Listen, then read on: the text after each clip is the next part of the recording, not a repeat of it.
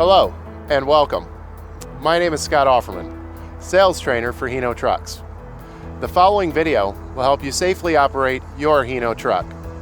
If you have any further questions, please refer to your owner's manual. Thank you. Today's modern commercial vehicles are equipped with many indicators and controls. A thorough understanding as to how they work is essential. As a driver of a Hino truck, it is important to read the owner's manual thoroughly. Following the operating instructions will ensure safe operation of your new Hino truck. A daily inspection should be performed by the driver before or after the day's operation in order to assure safe driving and to prevent problems on the road. Be sure that all necessary repairs, adjustments, and fluid checks have been completed before starting to drive. For detailed information about the maintenance of the vehicle, see Section 6 for maintenance requirements. In this video, the truck is considered to be on level ground with the parking brake set, the engine off, and at ambient temperature. To set the park brake, pull up on the lever. For better holding power, first depress the brake pedal and hold it while setting the parking brake. To release, pull the lever up slightly, press the lock release button and lower the lever. The park brake indicator light comes on when the parking brake is applied.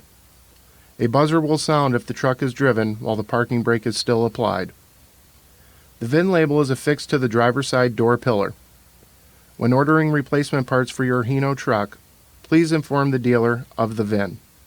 The VIN is also stamped on the front right frame rail. Before cleaning the heater filter, be sure to turn off the fan. Remove the lower cover located near the floor on the passenger side. While pressing the tabs, pull on the filter. After cleaning the filter, replace in the reverse order of removal.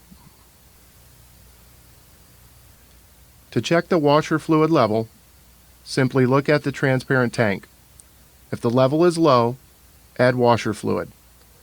Do not fill beyond the full line. Look at the see-through coolant reservoir when the engine is cold. The coolant level is satisfactory if it is between the full and low lines on the reservoir. If the level is low, add the appropriate coolant. To check the brake fluid level, remove the cover located on the left side of the instrument panel. If the fluid level is below or at the minimum mark, add to the max mark with the approved brake fluid stated in the owner's manual. Before lifting the cab, remove any articles in or on the cab and close the doors firmly. Pull the cab handle safety release toward you and lift up on the cab release handle. Then pull the cab release safety latch toward you while grasping the grip handle to hold the cab. Tilt the cab carefully until the prop rod is completely locked. The cab will automatically lock when it is fully tilted. Be sure to secure the prop rod stopper. To get a correct reading, the vehicle should be on level ground. After turning off the engine, wait a few minutes for the oil to drain back into the oil pan. Pull the dipstick out and wipe it clean. Reinsert the dipstick and push it in as far as it will go. Pull the dipstick out and look at the oil level. If low, fill to the appropriate level. Place the transmission in the park position and allow the engine to idle. The engine needs to be at operating temperature. Remove the transmission dipstick and clean. Then reinstall the dipstick and check the fluid level again. The level should be at the cool mark. In order to maintain proper functioning of the DEF SCR system, always replenish the DEF tank immediately when the DEF light on the instrument cluster illuminates. Use a clean funnel for the replenishment of DEF and use API certified DEF only. Never replenish the tank with diesel fuel, kerosene, gasoline, or any other fluid. The hydraulic brake booster fluid level should be between the max and minimum lines. If the level is below the minimum line, add fluid up to the max line.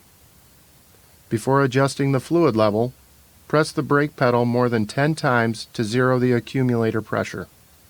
If the red line indicator ring appears in the air cleaner service indicator, replace the air cleaner element using Hino genuine parts. To remove the air cleaner filter, release the clips and remove the cover.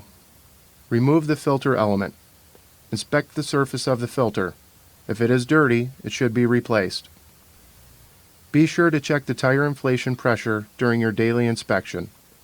While the tires are cold, inflate the tires to the proper cold pressure designated by the tire manufacturer. To turn the lights on, move the lever to the first position. The exterior lights and instrument lights will be illuminated, with the exception of the headlights. To turn on the headlights, turn the lever to the second position.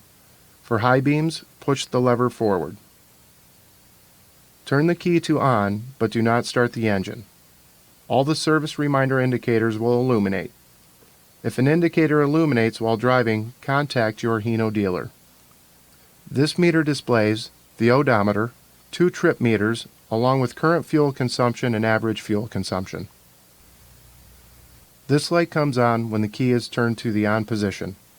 If the anti-lock brake system works properly, the light turns off after a few seconds. If the system malfunctions, the light comes on again. The brake pad wear indicators on your disc brakes give a warning light when the brake pads are worn to the point where replacement is required. If the warning light comes on while driving, have the brake pads checked and replaced by your Hino dealer immediately. To operate the exhaust brake, pull the lever towards you. This will aid in braking when the accelerator pedal is released. The green indicator light on the instrument cluster shows the exhaust brake is ready for operation. Adjust the driver's seat so that the foot pedals, steering wheel, and instrument panel controls are within easy reach of the driver. To adjust the seat, pull the lever up and slide the seat to the desired position and release the lever. Lean forward and pull the seat back angle adjuster lever up and lean back to the desired angle. Release the lever. To adjust the steering wheel position, pull up on the lock release lever. Then tilt the steering wheel to the desired angle. Push or pull it to the desired steering column length and push down on the lock release lever. With the key in the on position, select the rear view mirror, left or right, and adjust the angle by using the selector switch. The mirror heater is switched on when the switch is pressed. At the same time, the built-in indicator light illuminates. Press the switch again to switch off the heater element after the condensation or fogging has been removed. To operate the cruise control, turn on the main switch on the end of the lever. To set the cruise speed, move the lever down. To decrease the set speed, move the lever down. To increase the set speed, move the lever up. To cancel operation of the cruise control, pull the lever toward you. To turn the system off, push the main switch on the end of the lever. The idle up function can also be used by following the same operation as the cruise control, but with the vehicle's shift lever in the park position. The fuel gauge indicates the approximate quantity of fuel remaining in the tank when the key is on. Refill the fuel tank before the gauge registers E or empty. The DEF gauge on the information display shows the approximate amount of DEF in the DEF tank. When the tank is full, 8 indicator bars are lit. To start a manual regeneration, stop the vehicle in a safe place with the engine running. Place the selector lever in park or neutral and apply the parking brake. Push the blinking DPR manual regeneration switch in the center of the dash. The DPR indicator light and the switch light will remain illuminated during regeneration, and the engine idle speed will increase. DPR manual regeneration will be completed in approximately 15 to 20 minutes, and the lights will go off. The engine idle speed will return to normal when complete. The windshield wiper switch has 4 control positions: high, low, intermittent, and off. Select the switch position appropriate for the weather conditions. The engine block heater will keep the engine warm overnight during cold weather conditions. Simply plug an extension cord into the receptacle and connect to a 120-volt standard electrical outlet. From all of us at Hino, we want to say thank you for taking the time to better understand your Hino truck. Please remember to refer to the owner's manual or your local Hino dealer if you have any further questions.